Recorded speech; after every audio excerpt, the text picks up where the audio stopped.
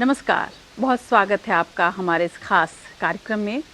पिछले कई महीनों से उत्तर प्रदेश के मुख्यमंत्री योगी आदित्यनाथ के राजनीतिक भविष्य को लेकर तमाम सवाल उठ रहे थे। ये कहा जा रहा था कि प्रधानमंत्री मोदी, अमित शाह और मुख्यमंत्री योगी आदित्यनाथ के बीच सब कुछ ठीक ठाक नहीं है, तनाव सा एक माहौल है और कुछ तो आग धधक रही है जिसकी वजह से ये धुआं उठ रहा है।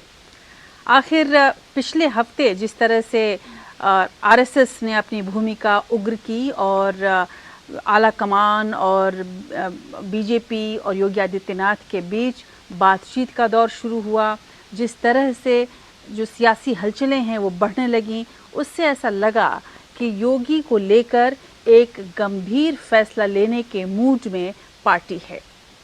लेकिन योगी योगी हैं। योगी क्यों आखिर पार्टी के लिए इतना डर हो गए, या पार्टी के लिए डर हैं या फिर आला कमान के लिए डर हैं, ये एक बड़ा सवाल जानकारों के मन में आया। योगी का कद क्या इतना बड़ा हो गया है कि अब भारत की जनता उनमें अपना भविष्य देखेगी? क्या उनकी पकड़ जनता पर इतनी ज़्यादा है जिससे आला कमान डरने लगा है? ये सारे सवाल हैं। योगी आदित्यनाथ के व्यक्तित्व में ऐसी कौन सी बात है जो सभी को अपनी तरफ खींचती है, सभी को कहीं न कहीं डराती भी है? आखिर बीजेपी के कद्दावर नेता भी योगी के सामने अपने आप को बौना क्यों समझने लगे हैं? तो आज हम बात विशेष में इसी की करेंगे। आज का विशेष राजर्षि की राजनीति पर।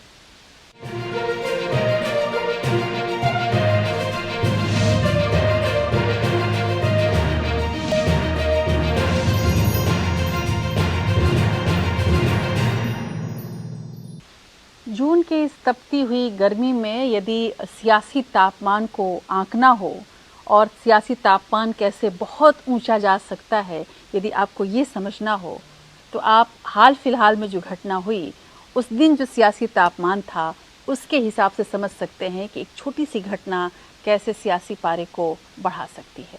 ये घटना थी योगी आदित्यनाथ की दिल्ली दौरे की, जब उन्होंने प्रधानमंत्री मोदी, जेपी नड्डा और अमित शाह से मुलाकात की।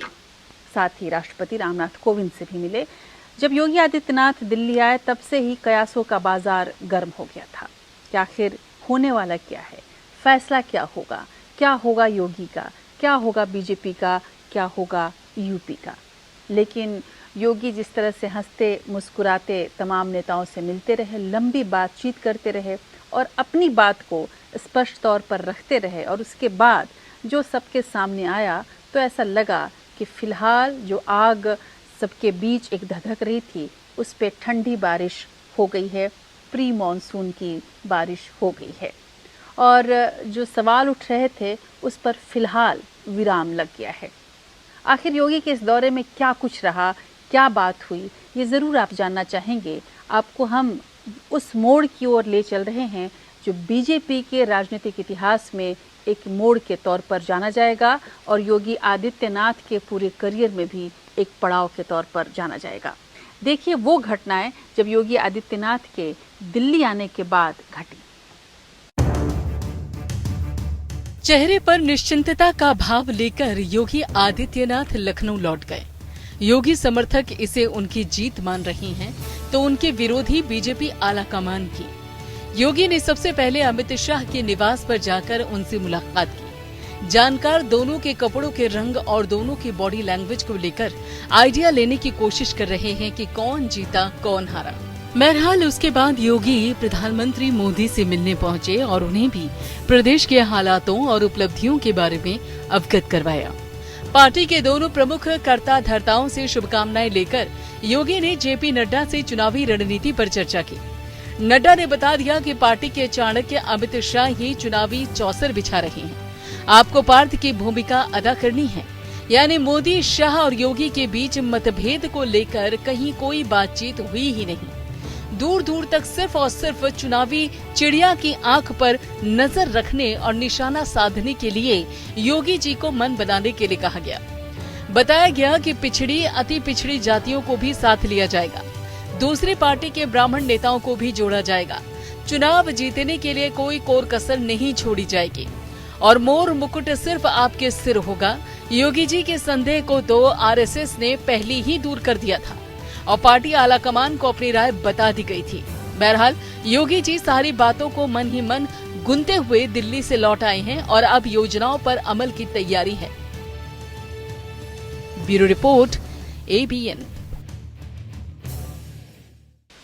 तो उत्तर प्रदेश में चुनाव के पहले नेतृत्व परिवर्तन को लेकर जो कयास लगाए जा रहे थे, बीजेपी आलाकमान ने अब ये फैसला लिया कि योगी आदित्यनाथ के हाथ में ही चुनावी बागडोर रहेगी और इससे वो जो अंदेशे थे, वो जो आशंकाएं थीं, सब पर विराम लग गया। वहीं केंद्रीय नेतृत्व ने ये भी स्पष्ट कर दिया कि योगी के चेहरे पर ही विधानसभा चुनाव लड़ा जाएगा और इस पर केंद्रीय नेतृत्व मान भी गई। दरअसल साफ तौर पर देखा जाए तो उसके पास कोई खास विकल्प भी नहीं था। इतना तो अब साफ हो चुका है कि यूपी सरकार की उपलब्धियां चुनावी पोस्टरों पर जो दिखाई जाती हैं, जो जब भी कोई चुनाव होता है तो चुनावी पोस्टरों पर सरकार की उपलब्धियां गिनाई जाती हैं, उस पर भी योगी आदित्यनाथ का ही चेहरा होगा। यानी कि चुनाव की जीत में जो चौसर बिछाई जाएगी और उस पर कौन से प्यादे लड़ेंगे, कौन से नहीं, इसका फैसला तो अमित शाह और जेपी नड्डा ले लेंगे। और जीत का सेहरा यदि बंधना होगा तो वो आला कमान पर बंधेगा, यानी केंद्रीय नेतृत्व पर बंध जाएगा। यदि हार होती है तो हार का ठिकरा योगी आदित्यनाथ पर फोड़ दिया जाएगा। ये तमाम समझौते के पीछ एक जिसको कहते हैं पेंच है, वो ये है। योगी आदित्यनाथ भी इस चीज़ को समझ चुके हैं। जाहिर सी बात है उन्हें अपना कद समझ में आ रहा है, क्योंकि पहली बार आला कमान इस तरह से डरा हुआ था योगी आदित्यनाथ से। फिर भी योगी की कोशिश ज़रूर होगी कि अपने लोगों को, जो अपने उनके पसंद के लोग हैं, उनको ज़्यादा से ज़्यादा टिकट वो दिलवा पाएँ। यही योगी की सफलता भी होगी, वरना वो जीतते हुए अभी जो दिख रहे हैं वो कभी भी उनकी जीत हार में बदल सकती है, जिसकी कोशिश अभी भी बीजेपी के अंदर चल रही है। ऊपर से ये जो सागर है भले शांत दिख रहा है, अंदर हलचल अभी भी है। बहरहाल अगर हम राजनीति की बात करें तो राजनीति छल और छद्म में क्या ही खेल है। राजनीति में जो हाथ मिलते हैं वो हाथ तो मिले हैं पर दिल नहीं मिलते। राजनीति एक ऐसी चीज़ है जिसमें जो योद्धा होता है उसे बार बार इस तरह से घेरा जाता है कि वो अकेला पड़ जाए। आइए नज़र डालते हैं हम योगी आदित्यनाथ के उस सफ़र की जो उन्होंने नीचे से लेकर ऊपर तक शुरू की है। आखिर योगी आदित्यनाथ में वो कौन सी बात है जिसकी वजह से ये छोटा सा सन्यासी, कद में छोटा सा सन्यासी, आखिर इतने बड़े बड़े नेताओं को, जिनको आप कह सकते हैं जिनकी छवि अब इतनी बड़ी हो गई है, लार्जर देन लाइफ जिनकी छवि बड़ी हो गई है, उनको डराने लगा। बार बार कहने पर भी कि उनकी कोई महत्वाकांक्षा नहीं है, केंद्र में वो नहीं जाना चाहते हैं, उसके बावजूद आला कमान अपने भविष्य को लेकर उनसे डर गया। आखिर योगी में बात क्या है, कहाँ से सफ़र हुआ था ये शुरू, और आखिर इस सफ़र का मुकाम जो है, वो मंजिल जो है, वो कहाँ तक हो सकती है। देखिए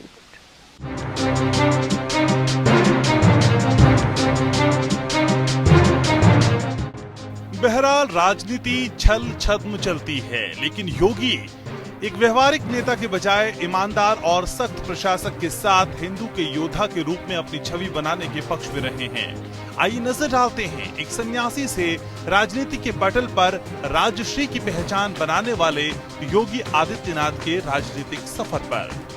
90 के दशक की शुरुआत में गोरखपुर के एंग्री यंग मैन के रूप में योगी आदित्यनाथ की राजनीतिक सक्रियता की शुरुआत हुई।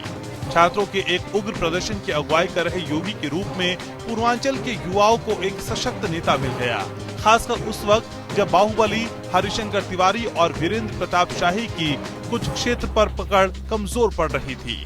कुछ ही वक्त पहले 15 फरवरी 1994 में आदित्यनाथ ने गोरख मठ के महंत अवैधनाथ से दीक्षा ली थी। 4 साल बाद ही महंत अवैधनाथ ने योगी को अपना राजनीतिक उत्तराधिकारी भी बना दिया। जिस गोरखपुर से महंत अवैधनाथ 4 बार सांसद रहे, उसी सीट से योगी 1998 में 26 वर्ष की उम्र में लोकसभा पहुंच गए। इसके साथ ही योगी आदित्यनाथ ने युवाओं का संगठन हिंदू युवा वाहिनी का गठन किया। युवा वाहिनी का पूर्वांचल के कई जिलों में विस्तार होता चला गया तो कई आपराधिक मामले भी दर्ज होते गए। जिससे योगी आदित्यनाथ का दबदबा बढ़ता गया और 2014 में तो 3 लाख वोटों से जीत हासिल की। योगी के खिलाफ भी कई मामले दर्ज हुए। उधर गुजरात में 2002 में गोधरा कांड से नरेंद्र मोदी की हिंदुत्व की पैरोकार की छवि बन रही थी, तो इधर पूर्वांचल में योगी ने सड़क पर आईएसआई की साजिश के खिलाफ 3 दिन तक गोरखपुर बंद रखा था और गोधरा मामले में भी शहर में हड़ताल कर टाउन हॉल में सभा आयोजित की, जिसमें मुस्लिमों के खिलाफ जमकर आग उगली गई। यहीं से शुरू हुआ मशहूर नारा, गोरखपुर में रहना है तो योगी योगी कहना है। जनवरी 2007 की घटना को लेकर सांप्रदायिक हिंसा फैलाने के आरोप में उन्हें गिरफ्तार कर लिया गया, लेकिन तत्कालीन मुख्यमंत्री मुलायम सिंह ने डीएम और एसपी को निलंबित कर दिया। उन दिनों योगी ने पुलिस ज्यादती का मामला संसद में उठाया और हिंदुओं की प्रताड़ना को लेकर सदन में रो पड़े। पिछले कुछ समय से महोदय राजनीतिक विद्वेष के तहत मुझे जिस प्रकार से राजनीतिक पूर्वाग्रह का शिकार बनाया जा रहा है, मैं केवल आपसे अनुरोध करने के लिए आया हूं, क्या मैं इस सदन का सदस्य हूं या नहीं हूं, और क्या सदन मुझे संरक्षण दे पाएगा या नहीं दे पाएगा। अगर सदन मुझे संरक्षण नहीं दे सकता है तो मैं आज ही सदन को छोड़ करके वापस जाना चाहता हूं। यो छोड़िए, मेरे कोई महत्व नहीं रखता। योगी इस्लामिक आतंकवाद, लव जिहाद, घर वापसी और माओवाद को लेकर युवाओं का खून खौलाने वाले भाषणों की वजह से खासे चर्चित रहे और उनका सामाजिक और सियासी दबदबा बढ़ता गया। योगी आदित्यनाथ ने गोरखपुर के कई ऐतिहासिक मोहल्लों के नाम तक बदलवा दिए। उन्होंने उर्दू बाजार का नाम हिंदी बाजार कराया तो अली नगर को आर्य नगर का नाम दिया, मियाँ बाजार को माया बाजार का नाम दिया गया। मुख्यमंत्री बनने के बाद तो कई शहरों और जिलों के नामों में भी बदलाव की मिसालें सबके सामने हैं। कई शिक्षण संस्थाओं के प्रमुख के रूप में उनके भक्तों की संख्या भी लगातार बढ़ती गई और विवादों के बावजूद योगी का जनता से सीधा संपर्क उनकी लोकप्रियता में इजाफा करता गया। बताया जाता है कि मठ के सामाजिक कार्यों के माध्यम से गोरखपुर के मुसलमानों के बीच भी योगी की साख है। हालांकि इन दिनों मठ के आसपास के मुसलमानों को वहां से हटाने के लिए दबाव बनाने का मामला तूल पकड़ रहा है। साथ ही योगी की युवा वाहिनी में धीरे धीरे क्षत्रियों के वर्चस्व का भी आरोप लग रहा है। कहा जा रहा है कि इसी वजह से कई ब्राह्मण चेहरे उनकी युवा वाहिनी से अलग होते चले गए, लेकिन योगी समर्थक इन आरोपों को योगी जी की छवि बिगाड़ने के षड्यंत्र के रूप में देखते हैं। कुछ भी हो, 2017 तक योगी आदित्यनाथ का कद इतना बढ़ता गया कि वो टिकट बंटवारे में भी बीजेपी नेतृत्व को उनके दबाव के आगे झुकना पड़ा। राष्ट्रीय स्वयंसेवक संघ को भी लगा कि भगवा वस्त्रधारी योगी बीजेपी के राष्ट्रवादी जनाधार के एक ग्लैमरस पोस्टर बॉय और स्टार प्रचारक साबित होंगे। जाति से क्षत्रिय होने के साथ ही योगी के गोरखमठ की निचली हिंदू जातियों में भी गहरी पैठ है। वहीं पार्टी आलाकमान को उनके प्रशासनिक अनुभव कम होने से योगी को काबू में रखने की आशा बनी रही। संघ को भी अपने एजेंडे पर अमल के लिए गैर संघी होते हुए योगी आदित्यनाथ से भविष्य में काफी उम्मीद नजर आ रही है। Bureau report.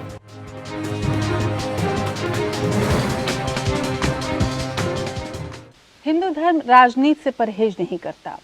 दरअसल ऐसे तमाम उदाहरण हैं हमारे पास जब साधु सन्यासियों ने राजाओं का मार्गदर्शन किया। यहाँ तक कि कई बार तो सन्यासियों ने स्वयं सत्ता भी संभाली है और ऐसे सन्यासी जो सत्ता आसीन होते हैं उन्हें हम राजर्षि के नाम से जानते हैं। बीजेपी को हिंदू धर्म की इसी अवधारणा का हमेशा फायदा मिलता रहा। राम मंदिर आंदोलन एक महान उदाहरण है जिससे अपनी राजनीति को चमकाने वाली बीजेपी के पास ऐसे तमाम चेहरे थे जो धर्म से जुड़े हुए थे, जो भगवाधारी थे, लेकिन संसद तक उन्होंने अपना सफर तय किया।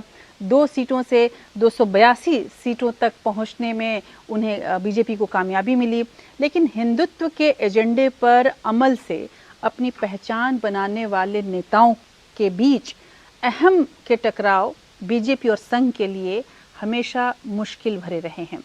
ऐसे में योगी आदित्यनाथ की यदि हम बात करें, जो न केवल वो उस अवधारणा से आते हैं बल्कि जिनकी ज़मीनी पकड़ भी बहुत है, जिनकी जनता पर पकड़ बहुत है, जिनकी शासन पर पकड़ बहुत है, जिनके अपने लोगों पर पकड़ बहुत है और जो वैचारिक रूप से भी दृढ़ हैं, ऐसे में वो एक बड़ा खतरा बनते जा रहे थे, इसमें कोई शक नहीं, और हैं, और उनके लिए जो खतरा समझते हैं। साथ ही संघ के लिए एक बड़ी मुश्किल थी कि बीजेपी के बीच और संघ के बीच को जो वैचारिक टकराव है और उसमें योगी आदित्यनाथ को कैसे संतुलित किया जाए। ये टकराव किस तरह से सबके सामने आया, योगी आदित्यनाथ किस तरह से संघ और बीजेपी दोनों के लिए एक ऐसे किरदार के रूप में उभरे जिसे उसे समझना पड़ा। आज की सियासत में सबसे दिलचस्प नेताओं में से एक योगी आदित्यनाथ हैं और ये तमाम जानकार मानते हैं, मैं खुद इस बात को स्वीकार करूंगी कि योगी आदित्यनाथ की छवि बड़ी दिलचस्प है और उनकी पहचान एक फायर ब्रांड हिंदू हितों के योद्धा के रूप में रही है। 2016 यदि आप याद करें तो 2016 में यूपी के मुख्यमंत्री पद पर रहते हुए योगी आदित्यनाथ अपने हिंदू एजेंडे पर अमल जिस तरह से उन्होंने किया, इससे वो हमेशा विवादों में रहे, चर्चा में घिरे रहे। लेकिन सच्चाई ये भी है कि राष्ट्रीय स्वयं सेवक संघ योगी आदित्यनाथ को अपनी ज़रूरत समझता है। आरएसएस के लिए योगी आदित्यनाथ एक ज़रूरत है, एक ऐसे इंग्रेडिएंट्स हैं जिसके बिना उसका काम नहीं चल सकता। बीजेपी के भीतर भी यदि हम देखें तो मोदी, शाह और योगी आदित्यनाथ के बीच जो एक संघर्ष रहा है, ये भी कुछ लोग बताते हैं कि अमित शाह योगी से बात भी करना ज़्यादा पसंद नहीं करते। हालांकि तस्वीरें जो आई हैं हरे और भगवे रंग में, उसमें ऐसा लग रहा है कि भगवा ही भारी पड़ गया हरे पर और मुस्कुराते हुए चेहरे दिखे हैं। लेकिन संघ इन सब के बीच एक बैलेंस बनाने का, संतुलन बनाने का कार्य अभी तक करता आया है। योगी आदित्यनाथ ने हिंदुत्व के योद्धा के रूप में जो अपनी छवि बनाई, जो अपनी भूमिका निभाई है, उससे ये साफ हो रहा था कि 2024 में आरएसएस को योगी की ज़रूरत रहेगी। हिंदुत्व के प्रचार प्रसार में योगी की भूमिका क्या रही है, जो उन्होंने खुलेआम किया है, वो मुख्यमंत्री के तौर पर भी रहकर उन्होंने किया है। उन्होंने कभी भी अपने आप को राजनीतिक रूप से करेक्ट, जिसको पॉलिटिकली करेक्ट रहने की कोशिश नहीं की। वो जो थे, जो हैं, वो दिखते हैं। और ये इस तरह का नेता होना अपने आप में एक बड़ी चुनौती है। किस तरह से योगी ने अपने इस एजेंडे पर काम करना बंद नहीं किया या अपने इस व्यक्तित्व से कभी निकलने की कोशिश नहीं की और क्या क्या उन्होंने किया इस दौरान, ये सफ़र देखना भी बेहद दिलचस्प है। देखिए इस रिपोर्ट में। योगी आदित्यनाथ को किसी जिद की वजह से आरएसएस ने गोद नहीं लिया है।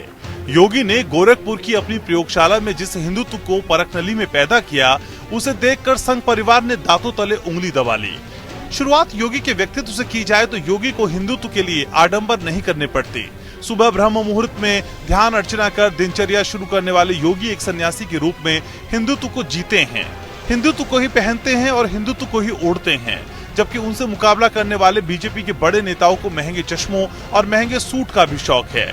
वहीं योगी 12 महीने भगवा रंग में रंगे नजर आते हैं। वहीं आरएसएस महात्मा गांधी की हत्या पर लगे लांछन की वजह से अपनी छवि को लेकर काफी सतर्कता से अपना अभियान चलाता है। वो उग्र हिंदू संगठनों को खुले छिपे तौर पर समर्थन देते हुए देश की राजनीति की मुख्य धारा में उग्र हिंदुत्व को स्थापित करना चाहता है।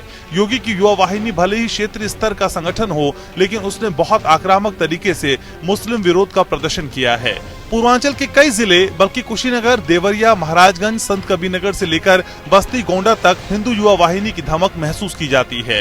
लगभग पूरे पूर्वांचल का सांप्रदायिकरण का योगी का अभियान संघ को ललचाता रहा है। आरएसएस जैसे संगठन के नेता भले ही राष्ट्रवादी मुसलमानों को गले लगाने का नाटक करें, लेकिन मकसद मुसलमानों को खलनायक और खुद को हिंदुत्व के नायकों के संगठन के रूप में पेश करता रहा है। दरअसल संघ को हिंदुत्व पर अमल के लिए ऐसे संगठन चाहिए जो उग्र रूप से उनके एजेंडे को आगे बढ़ा सके।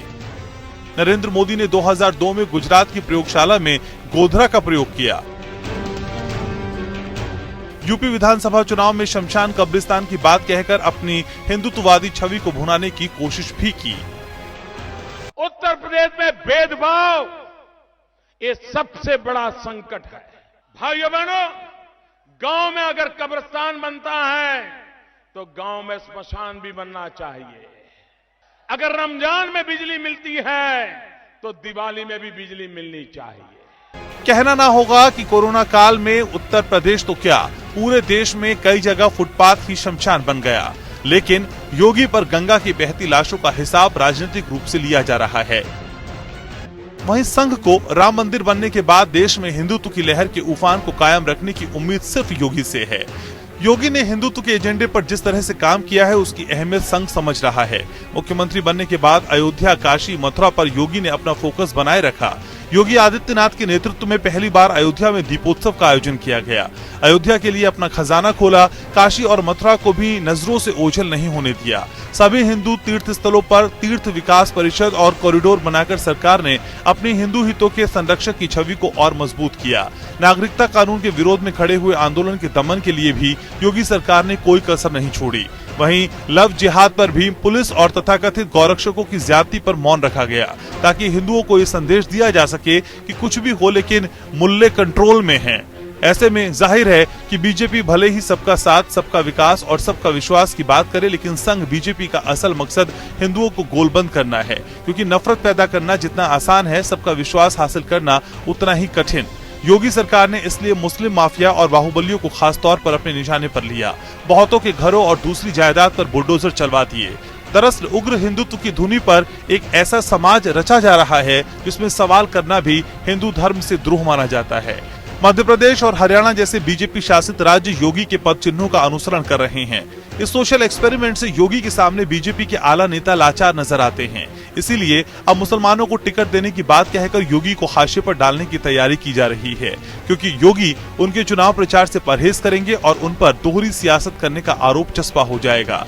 लेकिन योगी ऐसे सन्यासी हैं जो शस्त्र और शास्त्र दोनों में पारंगत हैं। लिहाजा संघ उनके मुख्यमंत्री बनने के बाद से ही उन्हें हर विधानसभा चुनाव में स्टार प्रचारक के रूप में भेजने की राय देता है। हैदराबाद म्युनिसिपल कॉर्पोरेशन के चुनाव में खास तौर पर योगी आदित्यनाथ को भेजा गया था। AIMIM का गढ़ समझे जाने वाले हैदराबाद में टीआरएस को स्पष्ट बहुमत पाने से रोक दिया गया था। इस कामयाबी का सेहरा योगी के सिर बंधा था। उन्हें असम और पश्चिम बंगाल में भी चुनाव प्रचार के लिए भेजा गया।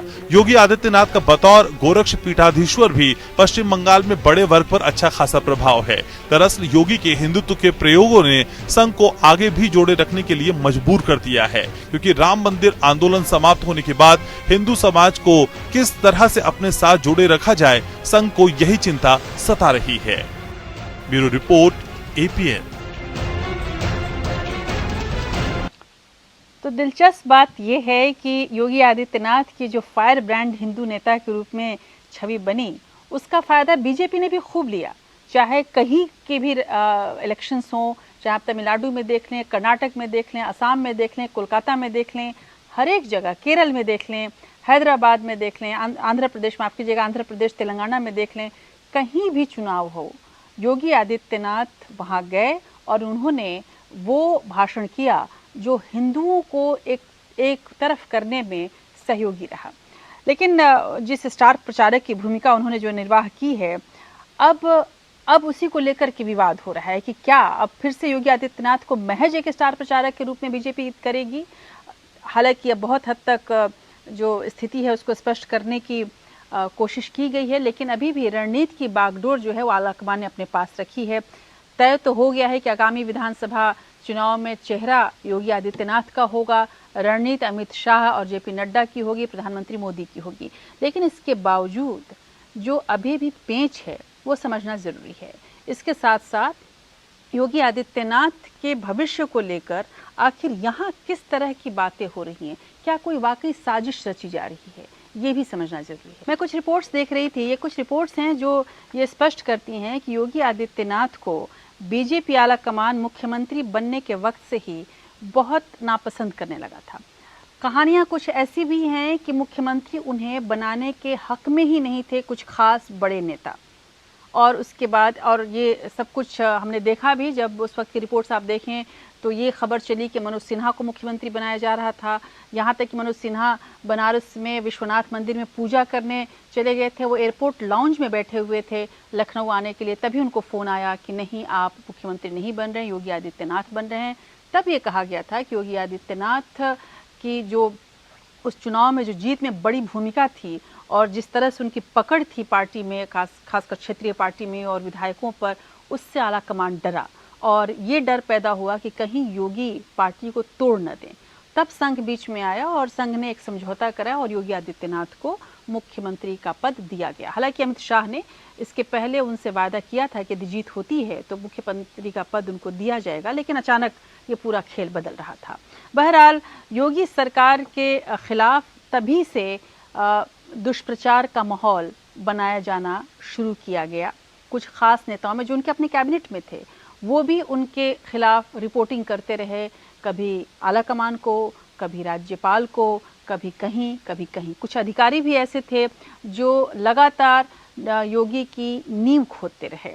धीरे धीरे पीएम नरेंद्र मोदी और अमित शाह के जो रिश्ते थे वो औपचारिक होने लगे। जो शुरू के आप देखें जो तस्वीरों में जो गर्माहट आपको दिखेगी, जो मुस्कुराहट आपको दिखेगी, वो बाद की तस्वीरों में उस तरह से नहीं है। बहुत लंबे समय के बाद ये तस्वीरें आई हैं जब मुस्कुराहट दिख रही है।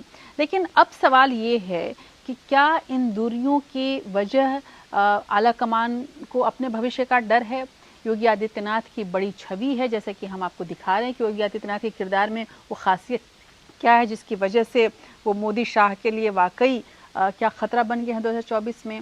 क्या आने वाले समय में बीजेपी में ये जो नेता है जो गोरखपुर से उठा हुआ है वो दिल्ली के तख्त तक पहुंचेगा? देखिए,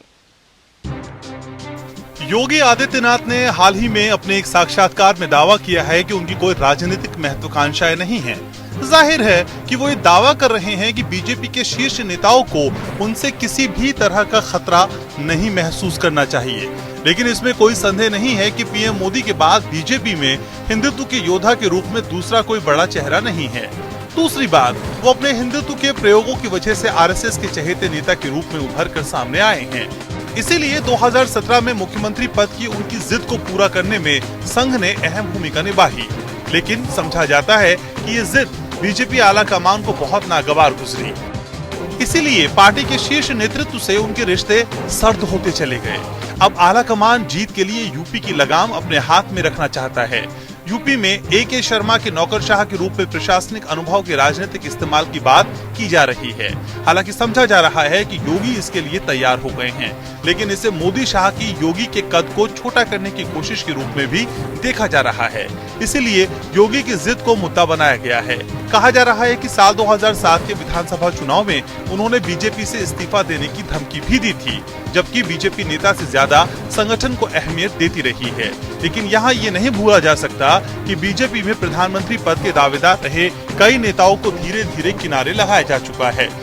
चाहे छत्तीसगढ़ में 3 बार मुख्यमंत्री रहे रमन सिंह हो, मध्य प्रदेश में 4थी बार सीएम बने शिवराज सिंह चौहान हो, राजनाथ सिंह हो, नितिन गडकरी हो या कोई और, राजस्थान के मुख्यमंत्री रही वसुंधरा राजे सिंधिया, किसी की भी छवि मोदी शाह के मुकाबिल कम से कम अब तो नहीं रही। इन सभी नेताओं के बीच योगी की छवि बीजेपी में राष्ट्रीय नेता की बन चुकी है। उन्हें पार्टी ने राष्ट्रीय स्तर पर स्टार प्रचारक के रूप में भी इस्तेमाल किया।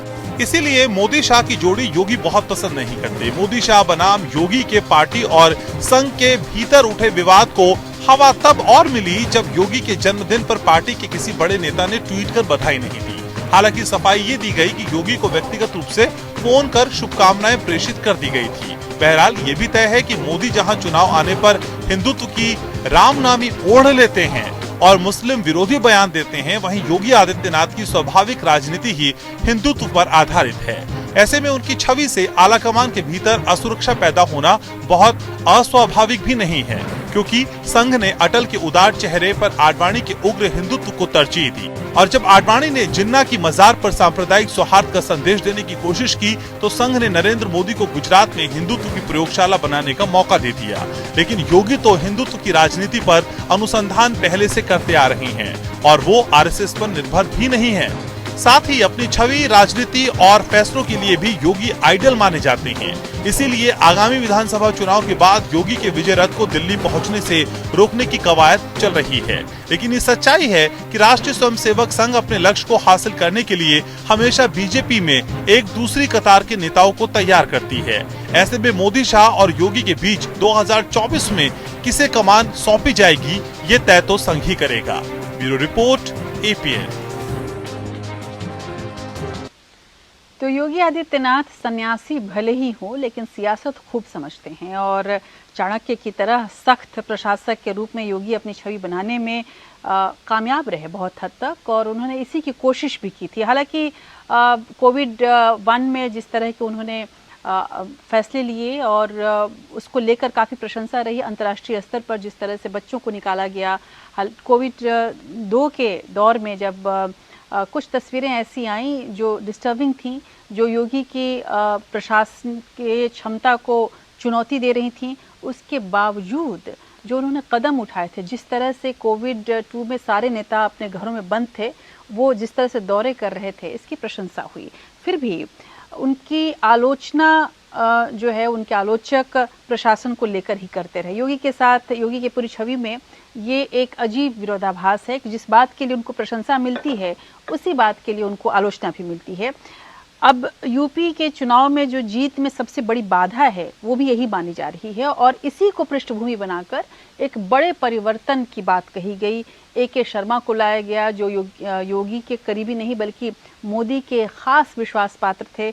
यहाँ तक कहा गया कि पंचम तल की जिम्मेदारी पूरी तरीके से ए.के. शर्मा की होगी, अधिकारियों के तबादले उन्हीं के द्वारा होंगे, नियुक्तियां उन्हीं के द्वारा होंगी और इसके अलावा कुछ आंकड़े जो थे उसके आधार पर ये बड़े फैसले लिए गए और कुछ और लोगों को ये कहा गया कि ब्राह्मण विरोधी हैं योगी और कुछ एक खास जाति विशेष जिसमें क्षत्रियों की बात कही गई कि क्षत्रियों को ही वो आगे बढ़ा रहे हैं, इसलिए जितिन प्रसाद को लाया गया। यानी कि आप एक बात देखें कि योगी के खिलाफ कार्रवाई करने में बीजेपी आला कमान को एक एक बात का तर्क देना पड़ा।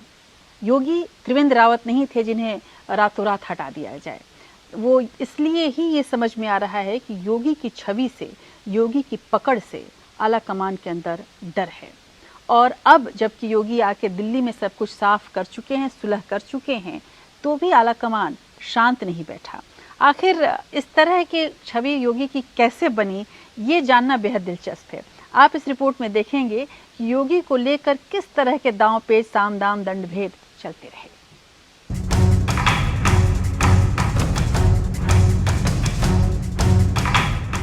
कल तक जो हिंदुत्व का योद्धा भारतीय जनता पार्टी और संघ को प्राणों से भी प्यारा था, आज पार्टी के नेता उनमें ही कमियां तलाशने में जुटे हुए हैं। इसमें कोई संदेह नहीं है कि पिछले 4 साल में योगी की छवि एक सख्त प्रशासक के रूप में उभरी है। यही नहीं, इससे पहले बीजेपी से राजनाथ सिंह, कल्याण सिंह और राम प्रकाश गुप्ता भी सीएम रहे, लेकिन 3 साल का कार्यकाल भी पूरा नहीं कर पाए। हालांकि इसे योगी की उपलब्धि की बजाय पिछले चुनाव में बीजेपी को मिले बहुमत को इसकी वजह बताई जाती है। साथ ही योगी के खिलाफ ये भी दलील दी जाती है कि पिछला चुनाव योगी के चेहरे पर नहीं लड़ा गया था, लेकिन योगी समर्थक इसे योगी के खिलाफ राजनीति का हिस्सा मानते हैं, क्योंकि यूपी के पिछड़े क्षेत्रों के विकास के लिए उन्होंने जो कदम उठाए उनकी खूब चर्चा होती रही है। उनके ही कार्यकाल में बुंदेलखंड से लेकर पूर्वांचल तक के पिछड़े इलाकों को मुख्य शहरों से जोड़ने का काम किया गया है। साथ ही साथ यात्रा में लगने वाले समय भी कम हुआ है।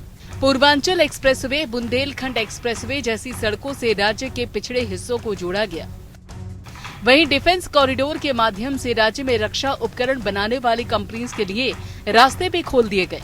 यही नहीं, प्रदेश के आर्थिक विकास के लिए मोदी जी के वाइब्रेंट गुजरात की तरह योगी ने भी औद्योगिक निवेश बढ़ाने के लिए इन्वेस्टर मीट जैसे आयोजन किए और पहले 3 साल में ही 2 चरणों में 8 लाख करोड़ से ज्यादा के निवेश की संभावना तैयार की। मोदी जी की तरह ही उनके पसंदीदा अहमदाबाद रिवर फ्रंट और वहां पर सी प्लेन उतारने के चमत्कार को गोरखपुर के रामगढ़ ताल में दोहराने की तैयारी की जा रही है। यही नहीं, मुंबई फिल्म जगत के खिलाफ लंबी चली मुहिम के बाद योगी जी ने यूपी में भी फिल्म सिटी बनाने का ऐलान कर दिया और उस पर अमल की शुरुआत भी हो गई। तीर्थ स्थलों के विकास और अयोध्या, काशी, मथुरा के विकास की योजना पर भी काम जारी है। एक तरफ विकास पर जोर दिया गया तो दूसरी तरफ सुशासन को भी योगी ने अपनी नीति बनाई। माननीय मुख्यमंत्री आदरणीय योगी आदित्यनाथ जी ने अपने 4.5 साल का मुख्यमंत्रित्व का जो कार्यकाल है उसको बड़ी मेहनत, लगन और कठोर परिश्रम से पूरा करने का काम किया है। किसी भी प्रकार का काम रहा हो, नेशनल लेवल पर और प्रदेश लेवल पर उन्होंने बहुत मेहनत की है। माननीय मुख्यमंत्री श्री योगी आदित्यनाथ जी एक ऐसे व्यक्ति हैं जो अपने जीवन का अधिकतम समय अपने प्रदेश के विकास के लिए देते हैं और चाहे उनके पिताजी का निधन हुआ हो उसमें भी वो नहीं गए। जनता की सेवा में, उत्तर प्रदेश के भाइयों बहनों की सेवा में लगे रहे। हालांकि सुशासन के कदमों से ज्यादा हिंदुओं के बीच उनके सख्त प्रशासक होने की छवि बनी। लड़कियों की सुरक्षा को लेकर सबसे ज्यादा अहमियत देने का प्रचार किया गया।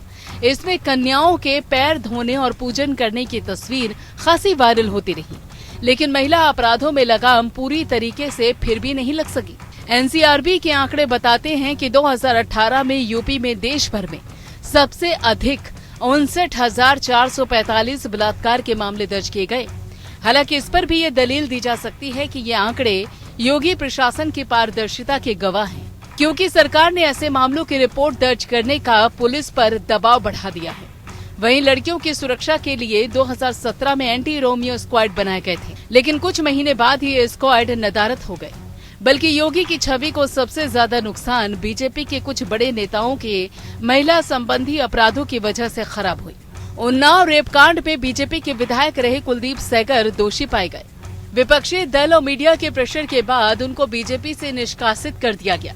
वहीं छात्रा से रेप के मामले में बीजेपी नेता और पूर्व गृह राज्य मंत्री चिन्मयानंद पर आरोप लगा। हालांकि इस मामले में वसूली के आरोप में छात्रा को भी जेल जाना पड़ा। हालांकि सरकार का दावा है कि बलात्कार के मामलों में कमी आई है और लूट, डकैती और मर्डर की घटनाएं पिछले 3 साल में कम हुई हैं। योगी आदित्यनाथ के परिश्रम की, ईमानदारी की, कमिटमेंट की सब लोग प्रशंसा करते हैं, लेकिन कारण जो भी रहे उम्मीदें ज्यादा थी और जो काम और अच्छा हो सकता तो शायद नहीं हो पाया। योगी सरकार की सबसे ज्यादा बदनामी एनकाउंटर्स को लेकर हुई। कहा जाने लगा कि अपराधी यूपी पुलिस की गाड़ी में बैठने से डरने लगे क्योंकि गाड़ी पलट जाती है। हालांकि इससे योगी की छवि में इजाफा भी हुआ। योगी राज में कुल मिलाकर 3,599 मुठभेड़ हुई, जिसमें 73 अपराधी मारे गए और 4 पुलिसकर्मी शहीद हुए। इस दौरान पुलिस ने 8,251 अपराधी गिरफ्तार किए गए। हालांकि पार्टी के भीतर इन मुठभेड़ों को लेकर भी राजनीति हो रही है। कहा जा रहा है कि कम से कम 11 दबंग ब्राह्मणों को जानबूझकर मारा गया, तो मुस्लिमों को लेकर भी ऐसे ही आरोप लगे। वहीं एनएचआरसी की ओर से यूपी सरकार और पुलिस को 2 बार नोटिस भी जारी किया गया। भले ही प्रशासन शैली को लेकर सवाल खड़े किए जा रहे हों, लेकिन योगी जी की सख्त प्रशासक की छवि जरूर बनी। लव जिहाद के खिलाफ कानून और दबंगियों की संपत्ति कुर्क कर सरकारी संपत्ति को नुकसान पहुंचाने वालों से वसूली जैसे कदमों के कारण योगी देश भर में चर्चित होते रहे हैं। महाबंदी के नाम पर पूरे देश को आगजनी की चपेट में झोंकने का प्रयास किया है, यह अस्वीकार्य है और उत्तर प्रदेश में इस प्रकार के तत्वों के साथ हम सख्ती से निपटेंगे। हिंसा में लिप्त प्रत्येक तत्व की प्रॉपर्टी को जब्त करेंगे और उस जब्त से सार्वजनिक संपत्ति को हुए नुकसान, इसकी भरपाई भी हम उन सभी उपद्रवियों से करेंगे। वहीं सीए के खिलाफ प्रदर्शन के दौरान हिंसा फैलाने वालों के पोस्टर लगाना, उनसे वसूली करके योगी ने राजनीतिक एजेंडे को भी मजबूत किया। बहरहाल योगी जी प्रचार तंत्र के महत्व को अच्छे से समझते हैं। पहले 4 सालों में ब्रांडिंग पर खास तौर पर जोर दिया गया। लखनऊ से लेकर दिल्ली तक मीडिया में मुख्यमंत्री योगी आदित्यनाथ के लेख प्रकाशित कराए गए। इन लेखों में यूपी का परसेप्शन बदलने, विकास की गंगा बहाने, इंफ्रास्ट्रक्चर पर जोर, अपराध में कमी जैसे कई दावे किए गए। टाइम जैसी पत्रिका में सरकार की उपलब्धियों पर लेख को ब्रांडिंग का असर समझा जा रहा है। फिर भी योगी सरकार के खिलाफ गंगा में बहते मुर्दे गवाही देते हैं, लेकिन सरकार मानती है कि गंगा की रेत में योगी की छवि को दफन करने की साजिश की जा रही है, क्योंकि विश्व स्वास्थ्य संगठन ने हाल ही में कोविड प्रबंधन के लिए योगी सरकार की तारीफ की। दावा किया प्रदेश में 3 करोड़ से ज्यादा कोविड टेस्ट किए गए। यूपी से कम आबादी वाले महाराष्ट्र समेत कई राज्यों के मुकाबले कोविड संक्रमण और मृत्यु के आंकड़े काफी कम हैं। फिर भी कुछ तस्वीरों को जानबूझकर उछाला जा रहा है। कहा जा रहा है दरअसल खुद पार्टी के नेताओं का धंधा पानी योगी राज में बंद हो गया। सियासत की तिजारत खत्म होने की वजह से पार्टी के नेता कार्यकर्ताओं का काम न होने का बहाना बना रहे हैं। अफसरों की मनमानी का प्रचार किया जा रहा है। योगी समर्थकों के मुताबिक इन आरोपों में कोई दम नहीं, और जब वोट ही हिंदुत्व के नाम पर ही मिलना है तो प्रशासन और सुशासन को लेकर सवाल खड़े करना विरोधियों की हताशा की निशानी है। Bureau report, APN।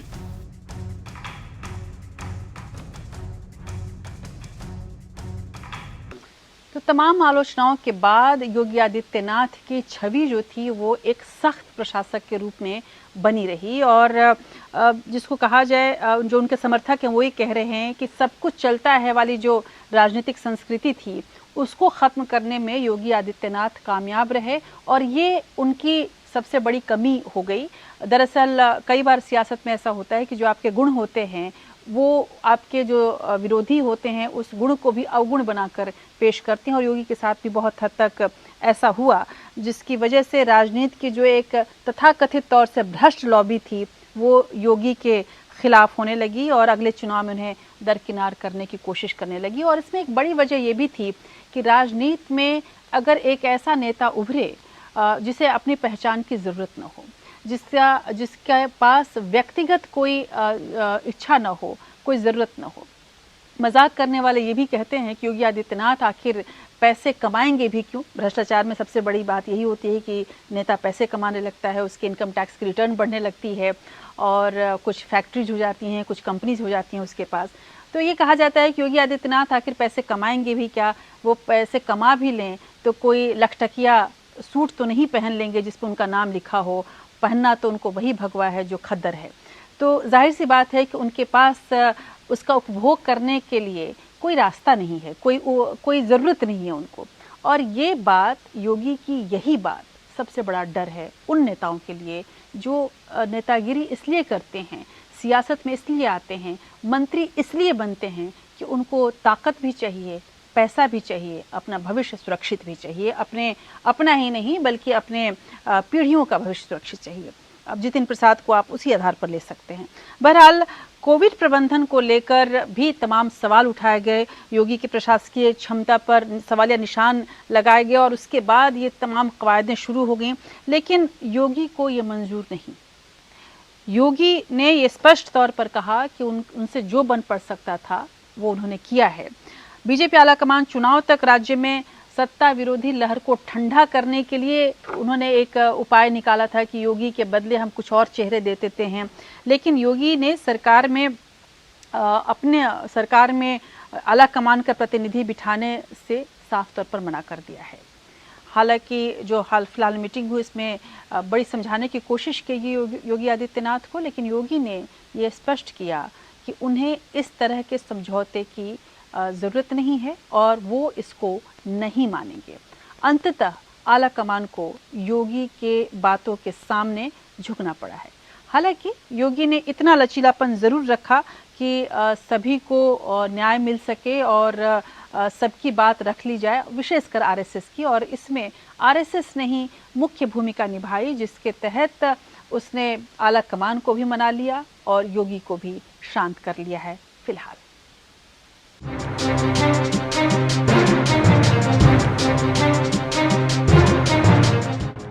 Bharatiya Janata party के इतिहास में ऐसे मौके कम ही आए हैं जब अंदरूनी कलह होने पर राष्ट्रीय स्वयंसेवक संघ को सीधा दखल देना पड़ा हो।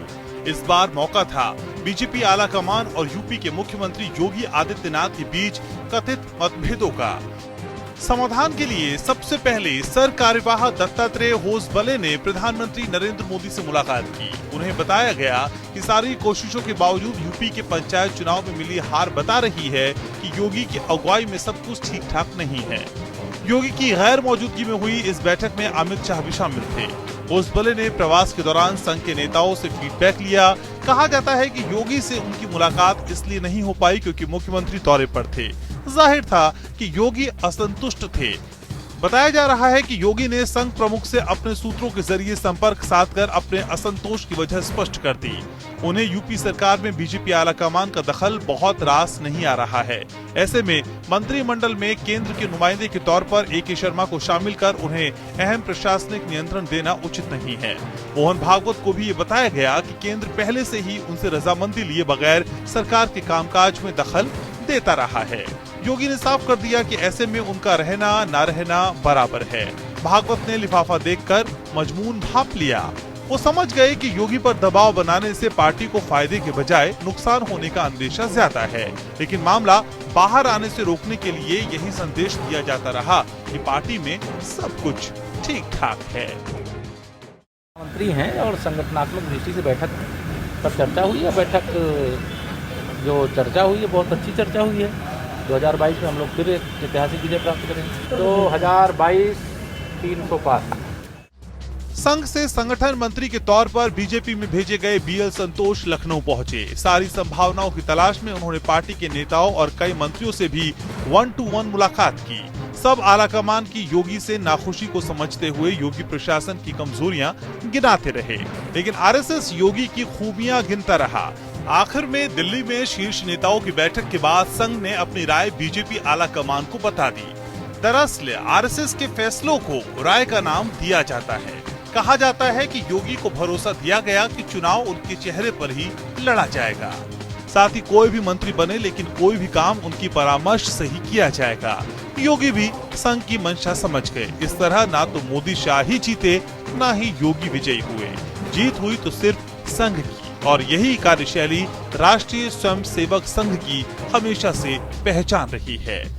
अंशुमान त्रिपाठी, एपीएन।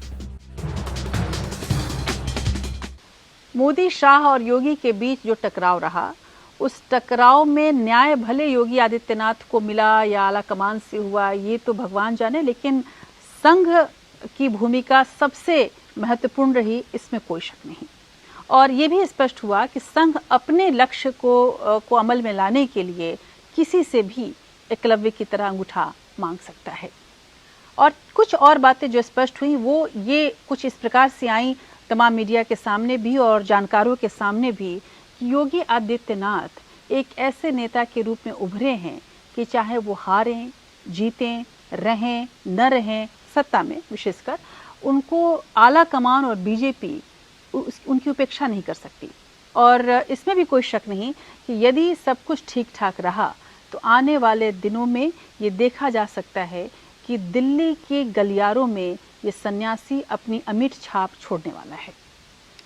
संघ चाहे योगी को पीछे से सपोर्ट करे न करे, योगी की जो पकड़ है जनता तक, वो पकड़ यदि इसी तरह से बरकरार रहती है तो आने वाले भारत के सियासी भविष्य में योगी एक बहुत बड़े चेहरे के रूप में उभर सकते हैं। और कोई शक नहीं, इसमें कोई शायद हम लोग को आश्चर्य भी नहीं होना चाहिए कि दिल्ली की गद्दी पर, लाल किले के प्राचीर पर एक सन्यासी तिरंगा फहराए। अब इसको किस तरह से लिया जाना चाहिए और 2024 में क्या कुछ होगा, ये बहुत जल्दी है अभी कहना, लेकिन आज के इस विशेष में हमने इन रिपोर्ट्स के हिसाब से ज़रूर समझने की कोशिश की है और ये देखा है इन तथ्यों के हिसाब से कि योगी आदित्यनाथ एक बड़े नेता के रूप में उभर रहे हैं और इसलिए कई बड़े नेता उनसे डरे हुए हैं। अब ये विधानसभा का जो चुनाव है उत्तर प्रदेश में, उस पर बहुत हद तक निर्भर करेगा कि योगी आदित्यनाथ का किरदार, उनका कद इसी तरह से बड़ा होता रहेगा या फिर वो एक सियासी साजिश का शिकार हो जाएंगे। तो आज के विशेष में बस इतना ही। अगले हफ्ते फिर से मैं आपके सामने आऊँगी एक विशेष लेकर, जिसमें किसी खास घटना या व्यक्ति की चर्चा हम करेंगे और उसे समझने की कोशिश करेंगे। तब तक आप जुड़े रहिए हमारे साथ। नमस्कार।